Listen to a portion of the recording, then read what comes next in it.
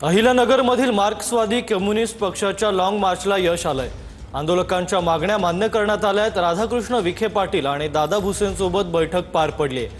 अपर जिल्हाधिकाऱ्यांच्या उपस्थितीत आंदोलनाची यशस्वी सांगता झाली आहे। तर मार्क्सवादी कम्युनिस्ट पक्षाच्या लॉंग मार्चला यश आलंय। कोणत्या मागण्या मान्य झाल्यात त्या पाहूयात। वनजमिनी तळजमिनीच्या मागण्यांसह अर्धवेळ कर्मचारी, शालेय पोषण कर्मचाऱ्यांसाठी मोठे निर्णय घेण्यात आले।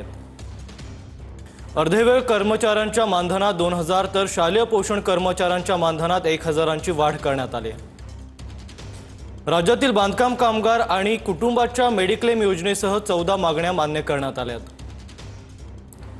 वनजमीन आणि तळजमिनीबाबत अर्ज दाखल करण्याची प्रक्रिया सुरू करण्यात आली आहे।